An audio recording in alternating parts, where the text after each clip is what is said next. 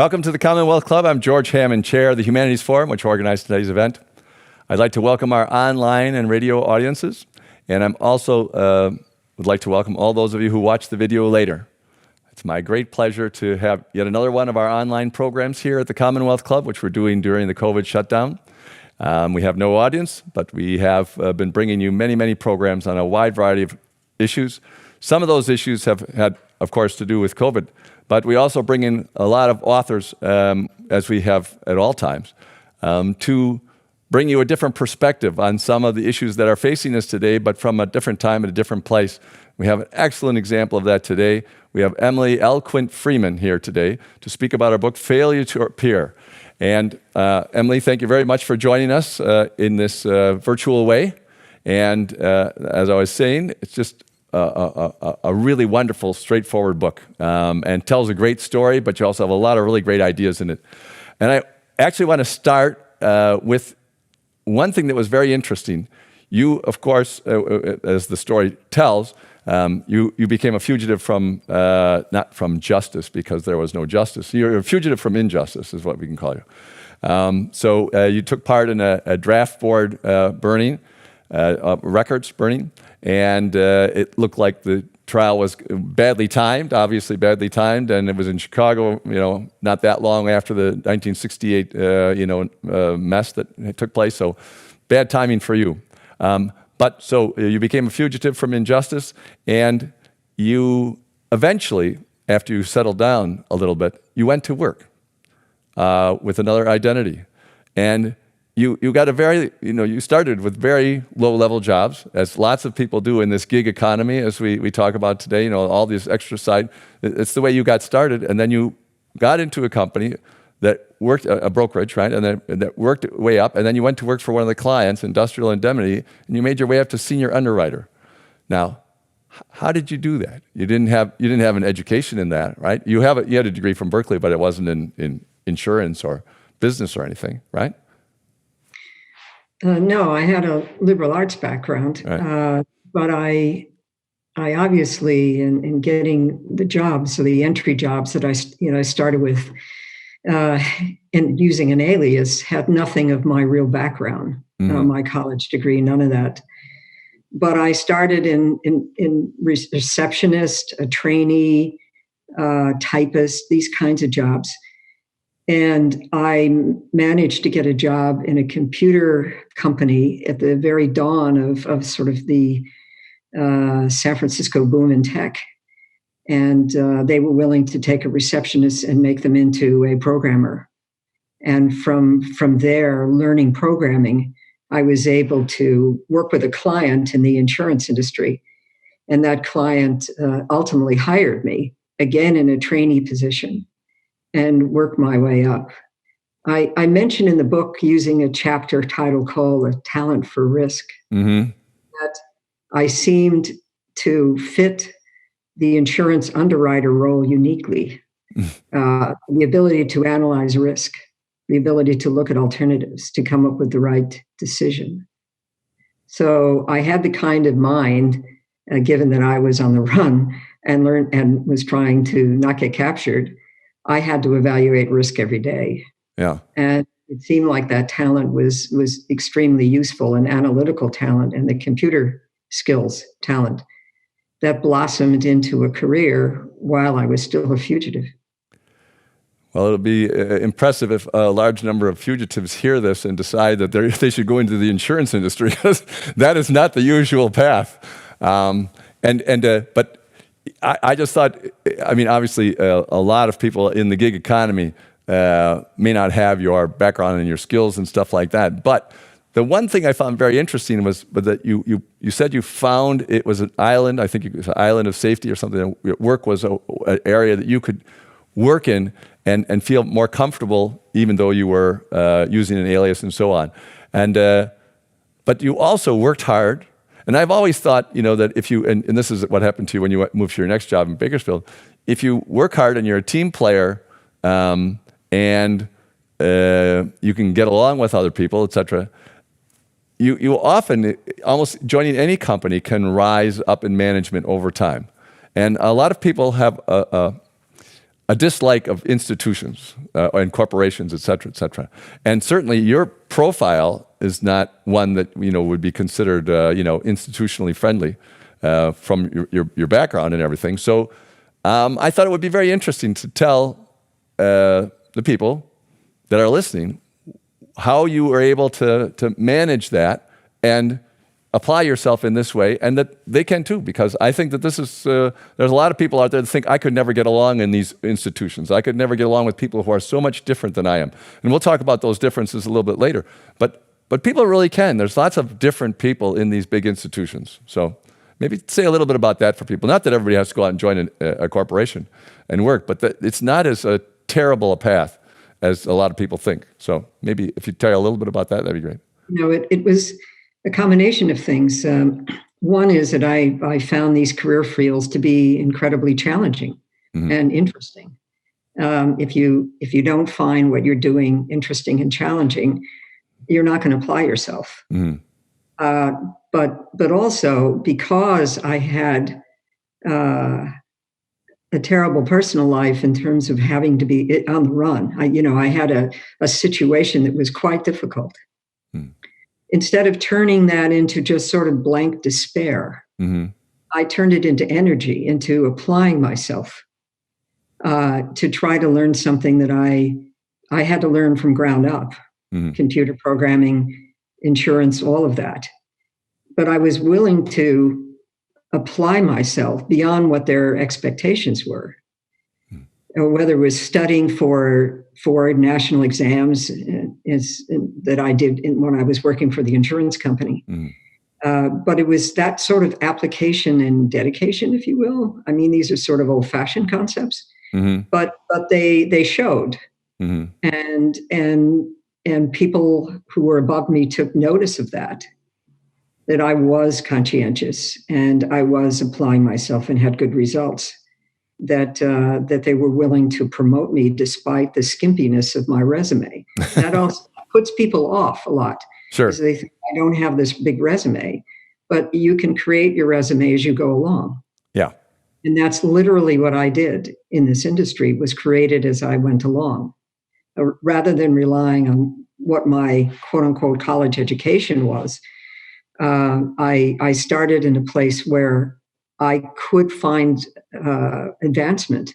That's another key thing, is that I recognized that I was working for bosses in these large corporations that wanted me to advance, that were willing to take a chance on a receptionist going to an underwriter, or a programmer, or willing to take an underwriter trainee and move them along. You have to be working for that type of management that not only recognizes the effort you're putting in, but wants someone to advance, rather than sort of just looking at people's resumes and judging them by that. I think I've learned that in my career. And I kind of astounded them. At one point, I talk about it in the book, where I actually got the highest national score on 4 insurance national exams. Yeah. And I got sent off on this big trip, but it got the attention of senior management that maybe I was someone that they could advance even further. That was a great story about having to win that award and you having to receive the award in front of everybody. So, is anybody going to recognize my picture? When the last place they're going to be looking for a fugitive is winning an award at an insurance conference. So I think it was pretty good cover.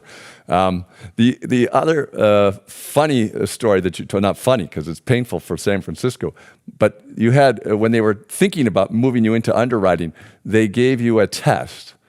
And the test was, would you insure this company? Tell us about what they tested you with. I thought that was just great. Well, I was involved in what's called liability underwriting, which is really underwriting intangibles, underwriting management, as well as sort of what's on a piece of paper. There are a lot of intangibles to this type of underwriting, commercial liability. And they gave me a file with all of the identifying information removed that looked like some sort of religious institution. And they asked me to review it in depth and said, would I write their insurance for them in this line of business, liability? In other words, if someone sued them. And I flatly turned it down. And I recognized what was in front of me was a cult. not a religious institution. And what they showed me was People's Temple. Yeah. They showed me Jim Jones, who ultimately, as you know, the tragic end of that story in Guyana, with all those people. And this was 2 years after that had happened. Yes. So they were just testing you with an old file. Yeah, but I had no. I had no idea what it was. Yeah. No idea what it was, but knew enough to sort of say absolutely not. But it turns out they were actually going for this People's Temple insurance. Right. They didn't actually end up being the insurer, but they were testing me to see what my reaction would be to a risk like that. And based on my answer to that, and you got an A++ answer, after the fact, and that helped you move forward. I thought that was very interesting how it helped you move forward faster. I told him it was not on my authority that I'd write that. All right, so let's go to the book now for a second, and I have a simple question about your cover. Failure to appear. All of the R's are turned around. So you have a reason for that in the cover art? Did someone talk you into that, or you just? Some graphic artist did that and just sort of said, "This is kind of cool," and am I okay with it? And I said, "Fine." just curious, because something that turned around R is a letter in Russian, and I was wondering if there was a Russian connection, because we are all worried about the Russian interference in everything around here. No, so now let's start when you're in college and you are about to, you're starting to make decisions for yourself. You came from a family that you don't identify with that much, obviously. So we're going to talk about a lot of identity issues. And in this case, you're at college and your parents are paying for you to go to college, and then they tell you that they're not going to pay anymore because you're not doing what they want, right? So you want to tell that part of the story? Because it's very important for what happens later. Well, the first difficulty I had with my family was my activism. I was going to Berkeley in the 60s, and not just Berkeley was a hotbed of activist people, but I early on, even in high school, identified with the struggle for civil rights. And my father and I had very difficult conversations. And when I got to college and I was continuing that activism, getting involved in the struggle against the war in Vietnam, that was one huge point of difference. But what ultimately broke our relationship was the fact that I fell in love with a woman while I was a student there in my sophomore year. And she wanted me to spend the summer with her and her family. And I wanted to spend the summer with her. And I had to decide whether I would stop being a chameleon and hiding and lying to them, myself, etc. And I told my father I wasn't coming home for the summer. I was going to be with her. And he exploded and basically said, this will last a week once I pull the financial rug out from under you.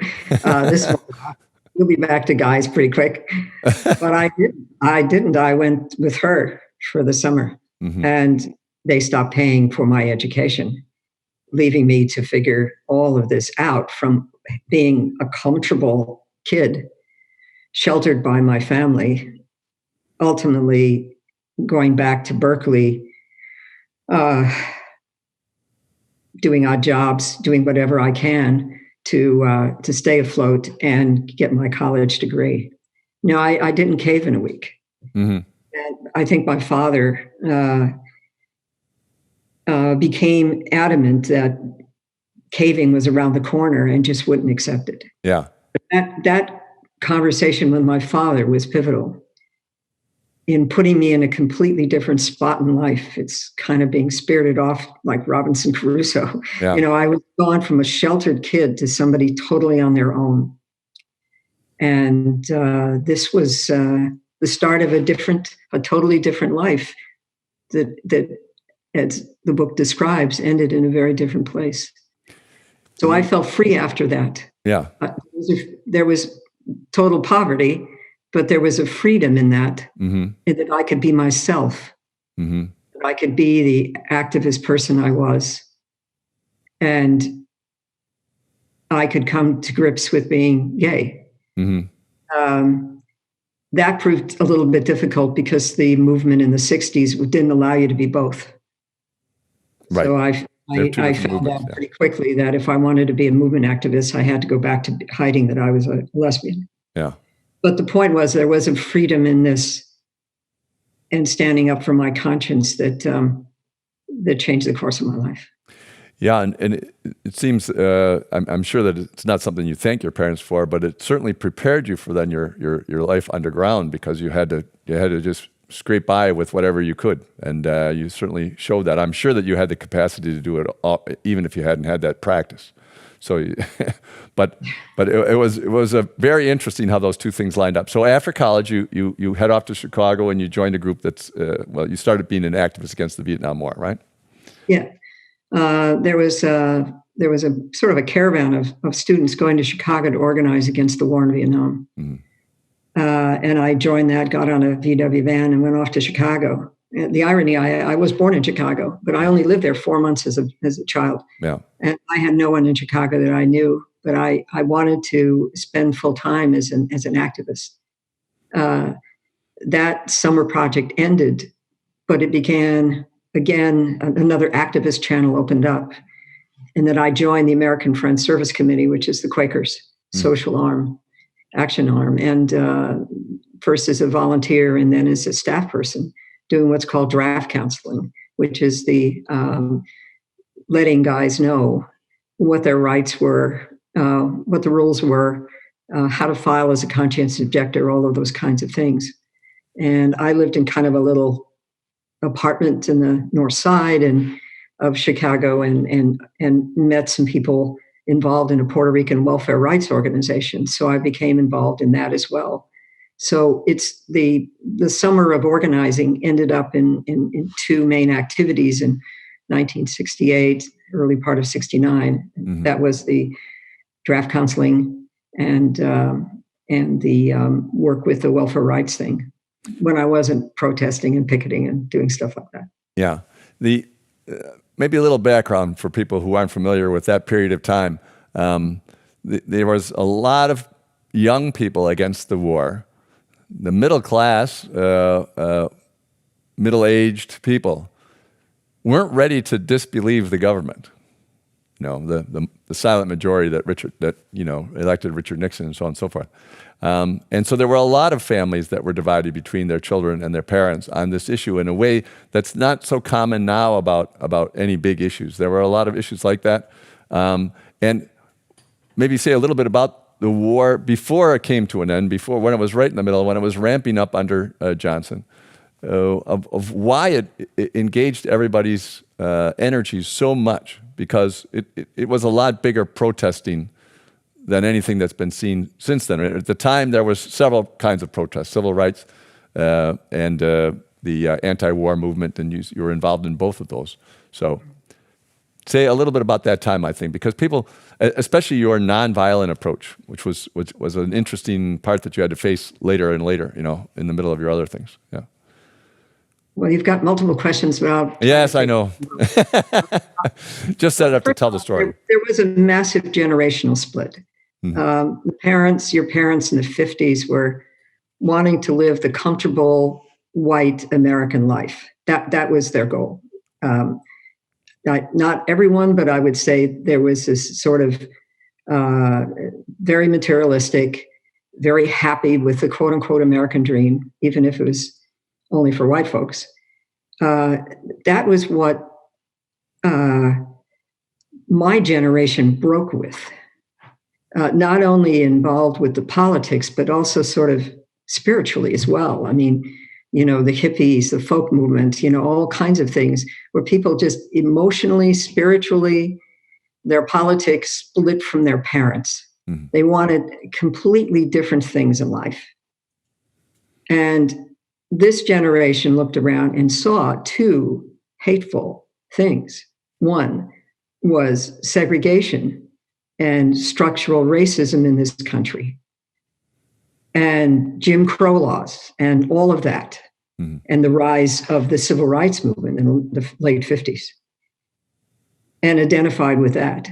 But also the fact that there was this acceptance by their parents that if anything was called communist, it was bad. It was automatically bad. That was our enemy. That was our enemy in Korea, supposedly.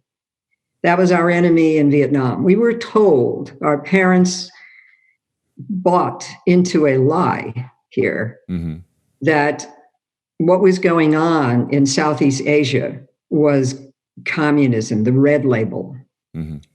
And we were willing to first help a corrupt, brutal government who wasn't certainly democratically elected in Vietnam, willing to send in helpers, special forces, and then ultimately ground troops over this long escalation period.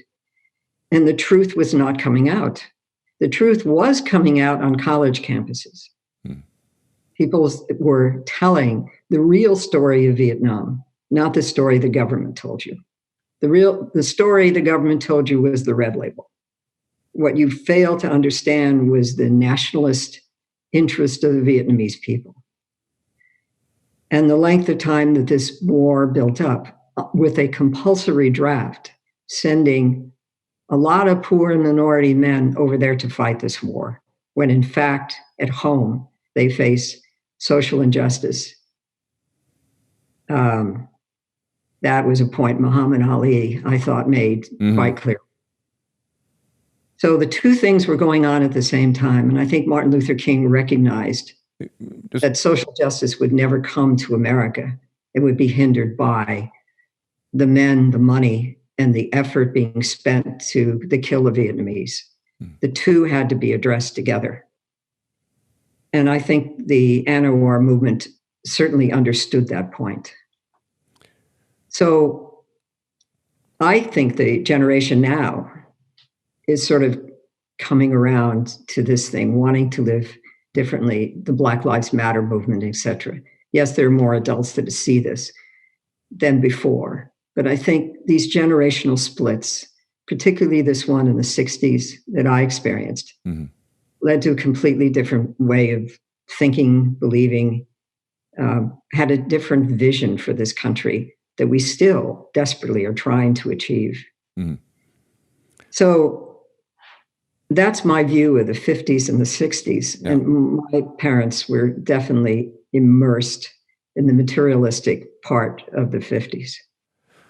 Yeah, one little detail from what you mentioned that I think might be helpful for today is about Muhammad Ali. Muhammad Ali was Cassius Clay. He was famous for being quite a personality in addition to a really good boxer, and was this big sports character. And then he converted to Islam, took a new name, and was against the war. And people didn't understand how someone who boxed and nearly killed people could be a pacifist, and so on and so forth. So it was a very interesting character. And I think there are some big sports characters today, like Colin Kaepernick and so on, who are also protesting. And people are saying, you guys aren't allowed to protest. Whereas for us, you know, we had the black athletes at the Olympics that raised the power sign.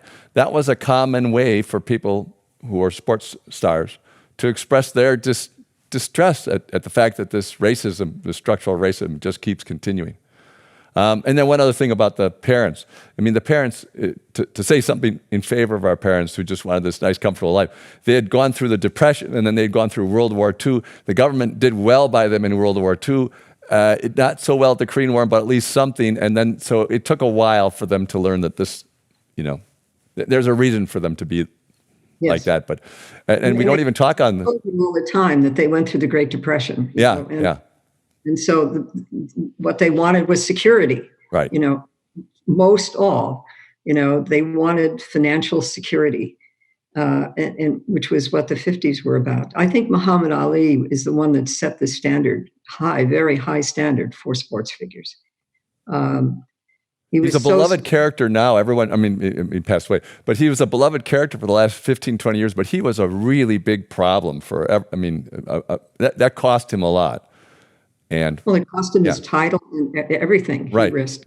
But he made this point so clearly. Yeah. When he was at the top of his career, there was no, financial reason whatsoever to do this. But he stood up and said, why should I be willing to go across an ocean to kill brown people in Southeast Asia when people in Louisville, my community, my Black community, is treated like dogs? What is that about? He made that point. And the government found that to be incredibly difficult for someone of that stature to make that point so clearly.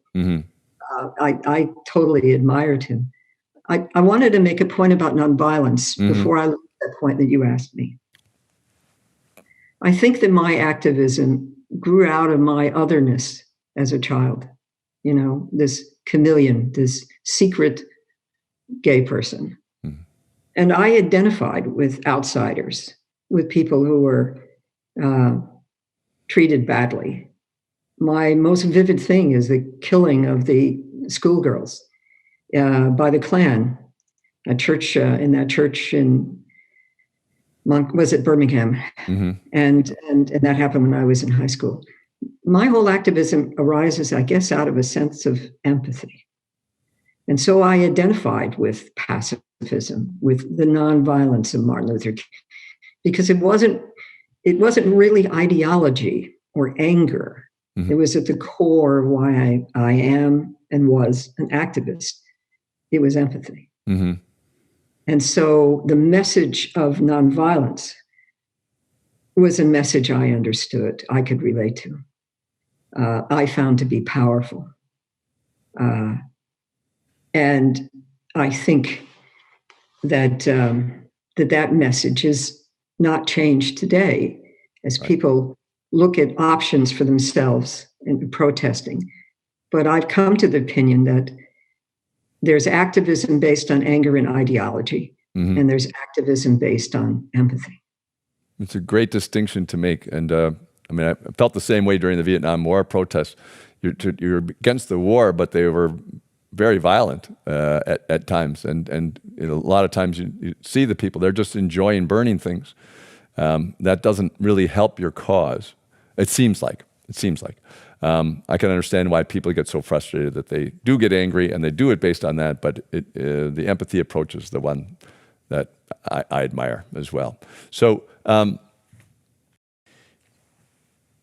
you're in Chicago and you're with a group, you're giving advice to the draft board, and then you meet people that are associated with, maybe not directly, but with the Berrigan, the two priests named Berrigan, the brothers.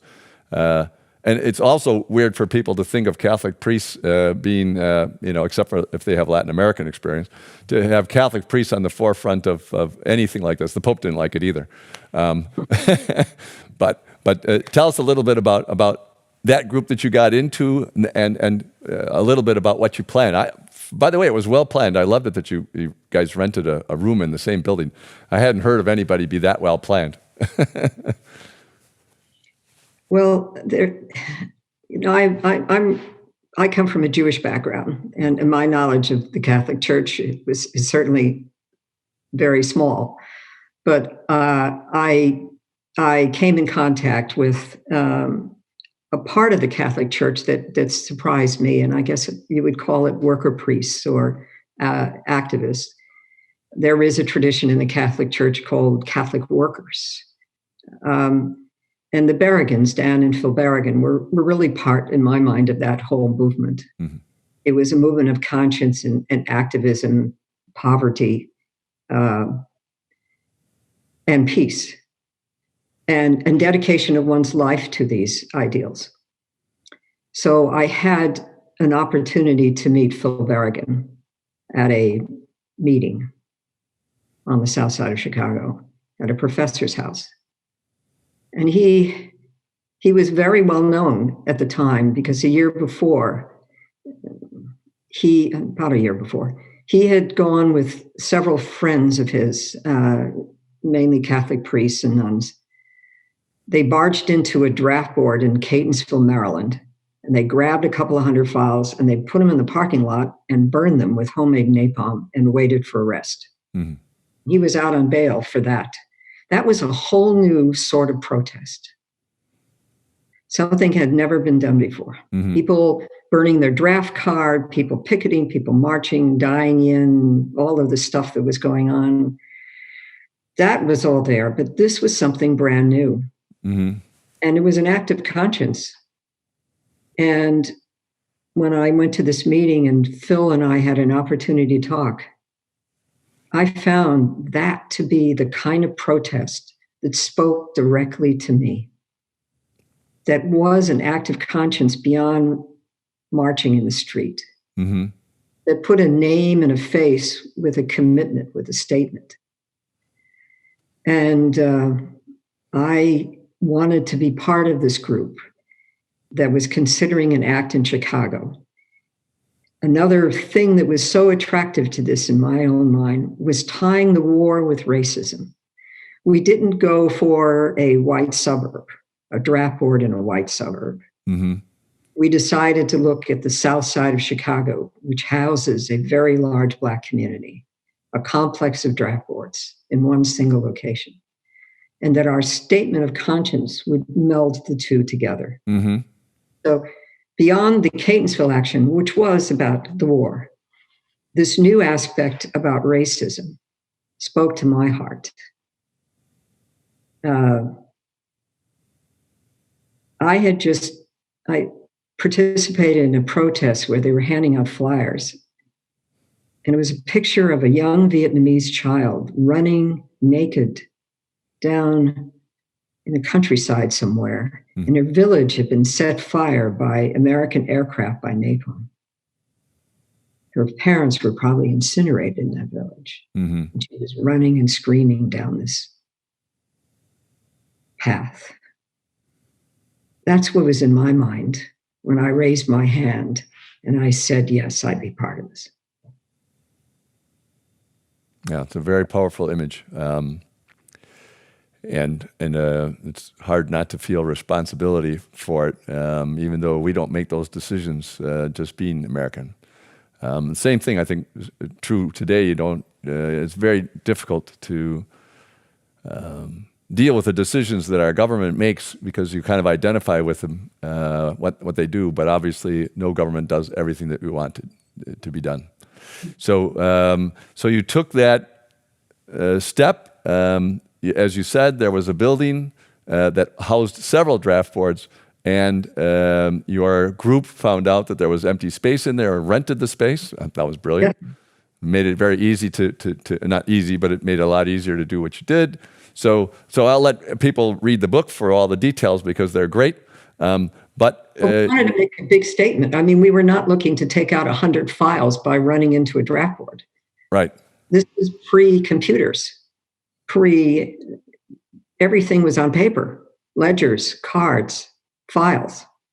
We were hoping to get thousands and thousands of 1A files of draft eligible men, probably mostly minority and Black, and burn them in a parking lot. Mm-hmm. The only way to do that would be to do that by night, at night.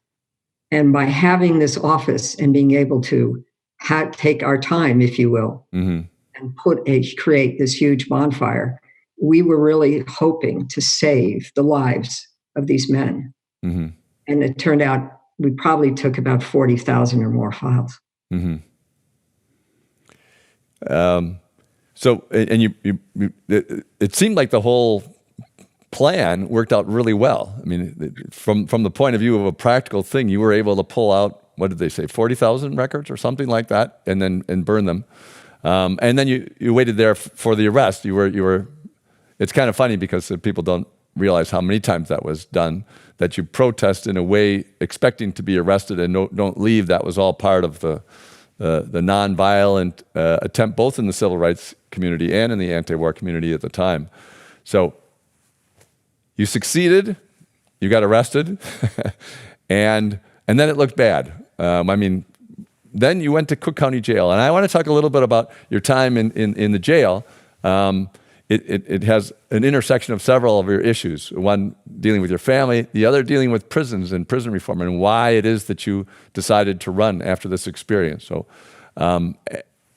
you want to say a little bit about the experience, and then if you have any ideas about prison reform or what you think about how we deal with our prisoners, because you talk about the racism issue, and it's something we've had a lot of discussions here at the Commonwealth Club about, and many other people, of course, have done it too, of how mass incarceration in the late 90s and 2000s is just another way of creating the old slavery thing. I mean, it's not as bad, but it's still terrible, and it's really structural racism, as you said. So, well, we had no bail fund, and a defense committee was formed after we were arrested to try to raise our bail, but we spent a significant number of weeks behind bars until people were freed on bail. I saw pretty much up close, I'm sure, what the prison system is like today, where people were criminalized for minor offenses, drug possession, whatever. People with mental illness criminalized. In other words, it just was putting people behind bars. And the desperation there, and the violence that was there, and the way in which the guards allowed this all, as long as they were safe, to kind of continue. And being as a political protester singled me out for some special attention by the guards. But I could see clearly that poor and minority women were the population of this jail, and that mostly people had emotional difficulties, drug problems, alcohol problems, etc., that could have been treated in another way. It never was treated in another way because we were spending all the money on war. You know, our budget, our military budget, the war in Vietnam sucked so much money out of the government. Yeah, I could see that nothing was going to change in all of this, beside the fact that the prison system seemed to be the way in which society was trying to deal with inequity and injustice, that the war had to end. It even strengthened my resolve into that, because nothing would be spent on social programs. And we still have this incredible problem today of wanting to build up a military when in fact we need this money here for our own people, for our immigrants. We need it for healthcare. We need our priorities are completely out of step with reality. But in this case, the war in Vietnam was sucking out, if you will, the money that could go to rectifying some of this stuff. And I saw all that pretty clearly. And there was no, my naive romantic view of being a political prisoner sort of ended the first week I was in the Cook County jail. And then I saw the reality of what was happening. But my situation, and our group situation, changed dramatically from what happened to the Catonsville defendants into what happened to us. So my view that we would spend maybe a year or two in prison, we would be up on state charges, et cetera, following along with the experience of what happened to the Barragans and their friends at Catonsville. That never materialized. That wasn't what happened in 1970. That wasn't the kind of legal troubles we were in. Yeah. So you could see that they were going to try to use you as an example and severely punish you, basically. Yeah, but it was fueled by two huge events that had happened between the action and the trial a year later. Right. One was the Democratic National Convention, the huge protests around that in Chicago, and wanting to criminalize the leaders of that movement by bringing them on federal charges in Chicago of conspiracy, et cetera. So that huge trial and that huge setting for that. And secondly, the wave of violence that was sweeping America. We were brought to trial shortly after Kent State. That may not be something that your viewers know about or may not know about, Basically, I think it was about 10 or 11 days before our trial started in 1970. There was a peaceful protest, anti-war protest on the Kent State campus. The National Guard was there and shot and killed a number of the students. This resulted in a huge wave of protest all over America, college campuses, towns, cities. It was quite a reaction. But the kind of atmosphere that we were brought to trial in, a federal trial in Chicago, was quite different than anything like what happened to the Catonsville people. And the America in 1970 was quite different than the America in 1969. Yeah. So you, just a couple of days before the end of the trial, you left, became a fugitive. And what I found interesting, and I think you found it interesting too, was that the people who helped you escape didn't take you to Canada, but took you to Detroit and then to the South. Not probably what you were expecting. But you certainly made something out of it, and don't go into the detail, but the man who helped you, who saved your life too, then you had a very difficult situation because he was turning to violence and criminal activity in order to support it. And so the split between, as you say, the split between anger and ideology and empathy as the cause for it caused you to split with the person who you had worked with most closely. That's another very difficult thing. So the story is told so well in the thing. So now you split and you go to Atlanta. Is that it? Right, in someplace in Georgia, right? Basically, this priest. He was a priest, and who helped me escape. Who had connections to a group. He had become a violent revolutionary, and that is not me. And if the choices were to go out on my own, completely out on my own as a fugitive, or stay with them, or go back to Chicago and turn myself in, I decided to completely sever my relationship with him and his friends and do something rather impossible.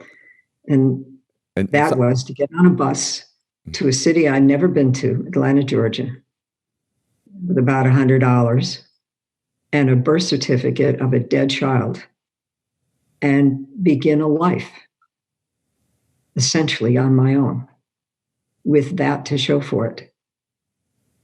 But that's what I chose to do. And you met Mrs. Robinson. I thought that was funny. I did. I met a Mrs. Robinson, a wonderful Black woman who, I was homeless. I got off a bus. I had no place to stay, so I thought I'd go over to the YWCA. And I met Mrs. Robinson, and she found me a place to stay. Throughout this book, throughout my story, when I most needed help, whether I was this name or that name or another name, I found strangers who offered me a hand and kindness that I never expected, starting with this woman who found me a place to stay. And more than that, became my friend. So she didn't have to help me, but she did. And Doc, the Emory professor, as well helped. The professor whose daughter, he took me in, gave me a place in one of his student apartments. Didn't have me pay rent for a while until I got a job.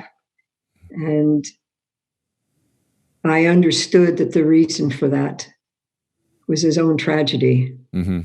What happened to his daughter in domestic violence. He decided to reach out and help a stranger, a woman who shows up at a desperate situation herself and needed a place to begin. So my story has these amazing people who did this for me. And I'd like to remind our audience that if you'd like to ask Emily a question directly, you just put it in the chat box, and I'll get it over my phone, and we'll ask that. But yeah, I thought for the story you tell, you run into a lot of reasons to have hope because there's so many people that were good, and I want to talk a little bit about that because your family didn't come to the trial at all, and your family kind of cut you off, and then you disappeared, and you didn't have any contact with them for over almost 20 years, or more than 20 years, right? So maybe we'll get back to that a little bit later. But you created many different alternative family groups with people who are at least, substitute friendships with older men, older women. It was by personality or what, but you did an amazing job of collecting alternates in your family, alternate family members. And I think a lot of people are in that situation. There's so many people living alone now compared to when we were young. And I think it's a very useful thing to have that skill and develop real connections with, 2 or 3. You don't have to have a dozen or anything like that, but 2 or 3 people. And anyway, your story has a lot of good advice in essence on how to do that. Attracted to great souls. Yeah. I run into people whose light shines, whether they're old or young or straight or gay or whatever. And I let them into my life, even though what I tell them about my life is a complete fiction, because I'm hiding under an alias. But these people repay that to me.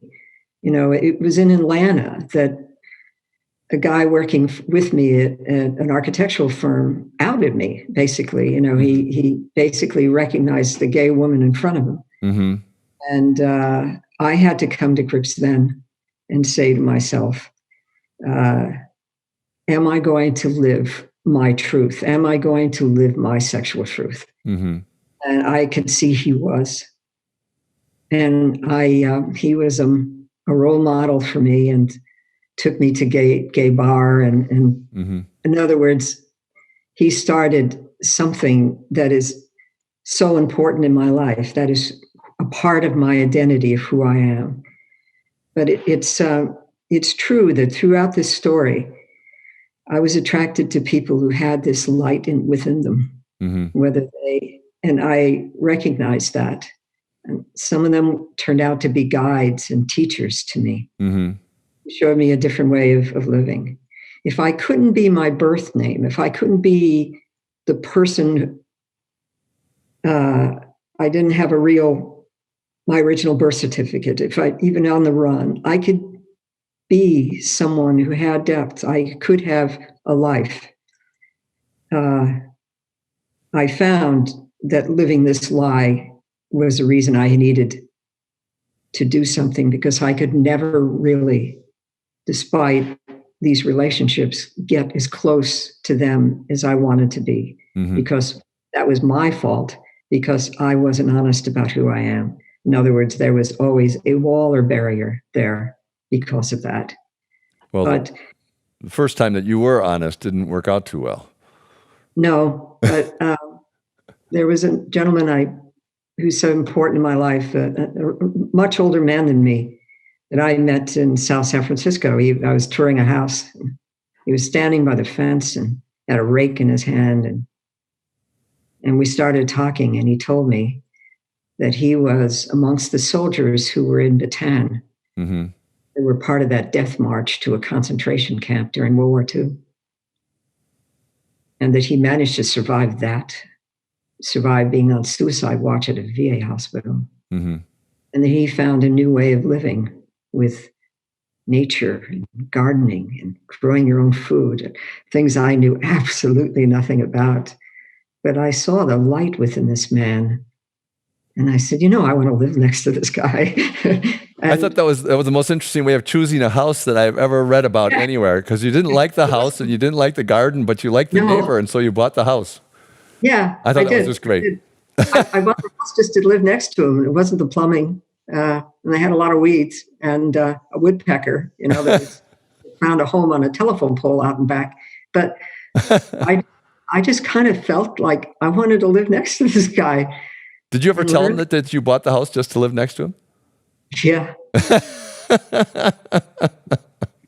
That was a Jewish saying. I thought I was a bit meshuggah, which just means Yeah, crazy. But he he liked me, and he liked the fact that I played classical piano, and he would sit for long hours in his chair out and back and listen to me play Mozart. And so I was hopeful that through my music I was able to give him back something. Well, Stan, you tell a very difficult story, a double story, because your friend Steve, that you were friends with, and for many years you were friends with, he and his group of friends, etc., in San Francisco, and then he was one of the first victims of the AIDS epidemic. And Stan, at the same time, your friend Stan, that was your next door neighbor, also had cancer. Had cancer of something, and so they both died around the same period. And so Stan went back to Kenosha. You said he was from Kenosha, Wisconsin, right? We were talking earlier before we got on, because I'm from Kenosha. A lot of good people in Kenosha.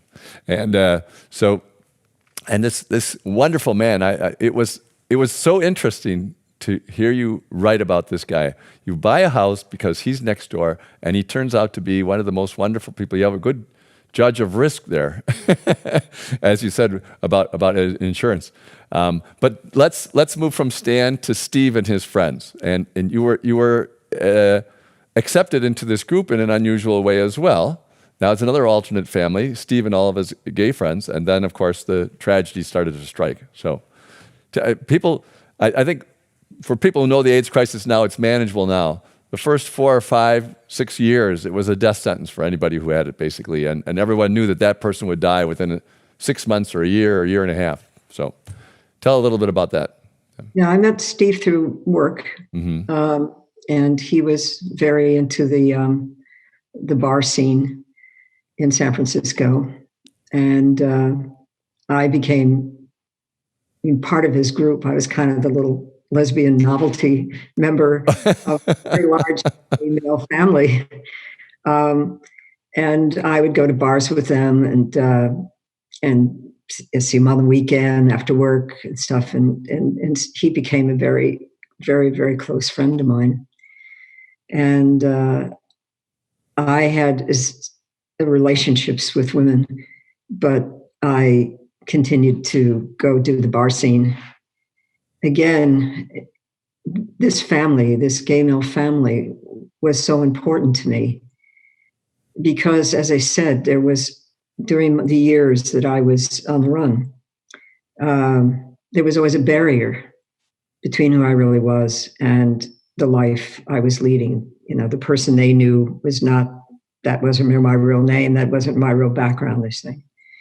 But I very much felt part of this family, a large group of gay men friends. I had women partners coming and going, but I kind of felt very into this family. And I had a similar sense of humor, this wicked sense of humor with these guys. And then when he got AIDS, and they didn't know it was AIDS, this was the time when the disease itself didn't have a name yet. He slowly started to decline and then suddenly died. It was pretty steep. And they were still grappling with what is this disease? And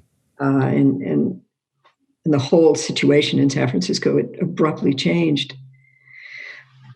I felt at his death extremely guilty that I never told him my real name. I never told him my real story. I mean, that was really hard because I felt he was my family, my brother. And so when Stan, this wonderful man, Gardner, Bataan survivor, got cancer, I decided to put aside my long hesitation of saying anything to anyone and tell him the truth. And I did tell him the truth. And he was the one who said to me, this isn't a life. You can't continue just living like this. I've known for the entire time we've been friends that something terrible was going on inside of you. But Steve was part of so many men who died from a disease that first didn't have a name. There was definitely no cure. And because it was happening to gay men, that a disproportionate number of people who were getting AIDS were gay men. Mm-hmm. I felt very strongly that the attention from the government to getting their grips around this disease was not what it should be at all, because the most affected population was gay men. So a lot of gay women felt that their brothers needed help. And so we all there was a lot of women that were involved with gay men who were friends and, brought dinners and food and donations. And there was incredible, and there is an incredible solidarity in the gay community about the AIDS epidemic. But this struck home in terms of me looking at my own life, because here is my dearest friend who didn't know who I really am, truly my family, that kind of started this path that ultimately led to me doing something about my situation. Yeah. Right now, there are plenty of commentators saying about COVID-19 that it would have gotten more attention, or that the attention waned when it turned out that it was affecting minorities more than others. Do you think that there's any justification to that? I mean, you just said this about... Absolutely. Yeah. Absolutely. There is a terrible connection between disease and injustice and racism, mm-hmm. because so many victims are poor and minority, mm-hmm. and die in disproportionate numbers. I understand this very well, mm-hmm. that this response, aside from all the other problems with our federal government that are obvious to anyone who is sane at this time, yeah. This disproportionate deaths and the affecting of poor and minority communities is something that I understood as well with AIDS, but also understood with the war in Vietnam. Mm-hmm. That a disproportionate number of men who were dying in that war were men of poor and minority backgrounds. There is this connection between war, disease, and injustice and inequities and racism that cannot be denied, in my point of view. It was interesting. I mean, further anything recedes in history, you look at the more and more of the detail disappear. But the draft at the time had certain rules. And every year, not every year, but almost every year, the rules changed. And at a certain point, college deferments were eliminated for exactly that reason, that college deferments were an easier way for richer people to stay out of being drafted. So it was dropped. That was one of the few changes that were made to try to make it a little bit fairer on that issue. And I think that was one of the outcomes of the civil rights demonstrations. You mention in your book a very poignant aside that you wonder at the end of your book you're writing, that you wonder whether the civil rights and the anti-war movements accomplished anything. Would you like to talk about that a little bit? Because we have a lot of people that are activists about a lot of things, and you certainly have been, and you've made it very clear your approach to it with empathy. But how do you feel? Because I think there are things that were accomplished, but they're certainly not what we imagine could possibly happen. So it's not that much. So what was on your mind when you put that in the book at the end? It was an aside, but I thought it was very deeply felt. I found social change to be impermanent, not to be permanent. Mm-hmm. That rights won could be rights lost. Whether it's voting rights or the right to choose what to do with your body. Mm-hmm. A lot of different rights weren't permanent.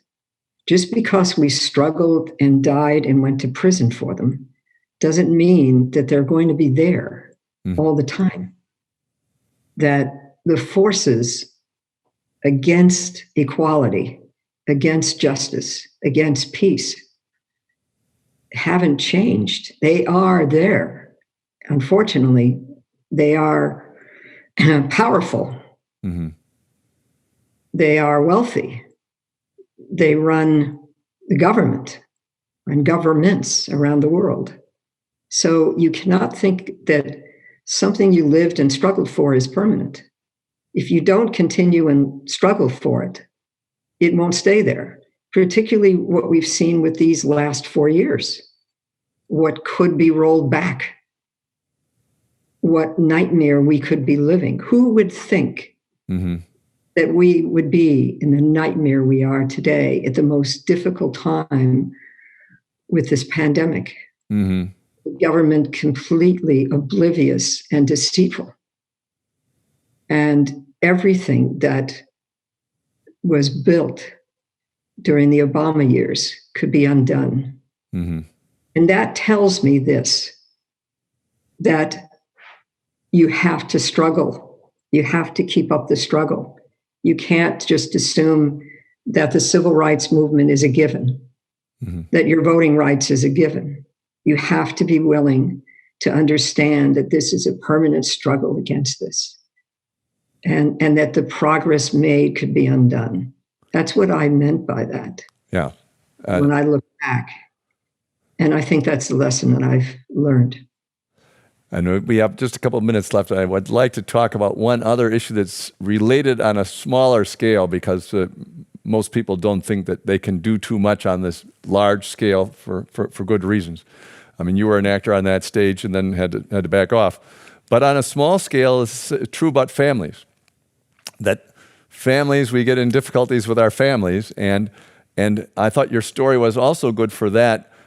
In the end, in spite of your very difficult relationship with both your parents and your one sister, they were the ones you turned to make their final decision after having gotten advice from Stan and from Billy and other characters that are all very entertaining characters in your book. And that even with their advice and the Jewish pastor down in L.A., everybody kind of gave you pretty much the same advice. You turned back to your family, and difficult as it was, they did come through for you when you turn yourself in. And I'd like to tell that story, because part of it is that even if they don't accept you totally the way you are, you're still family, and you had to accept them the way they're still the same, even though you hadn't seen them in 20-some years. It's a fascinating story. Yeah, I had to grow up. I had to grow up. I wanted my parents to accept me as a gay woman, accept my gender identity and all of that, wanted to accept my activism, and that was not going to happen. What they did accept was, in the end, after separation of well over 20 years, close to 25 years. They didn't even know whether you were alive, right? They didn't even know I was alive. Yeah. They had to come to a place different from where they were, and that I was their daughter. And they had, I think, in their own mind, seen missed opportunities that they could have reached out to me. Mainly things like at my trial, coming to my trial in Chicago in 1970. I had to grow up too. I had to see that they were not going to be my ideal parents. However, they were willing to say, "You are my daughter. We want to be part of helping you." And the key help was I needed a lawyer in Chicago. And despite our fundamental differences, we were able to grow up together, if you will, to see that at this critical moment in time, I needed their help again. And I was willing to reach out to them again and say, "I need your help." And find a way to put aside all of our other differences to understand that if they're willing to help me, and they stood up, because helping a fugitive is a crime. Aiding and abetting a fugitive is not a safe position. Right. They were willing to take that step because I made the first step.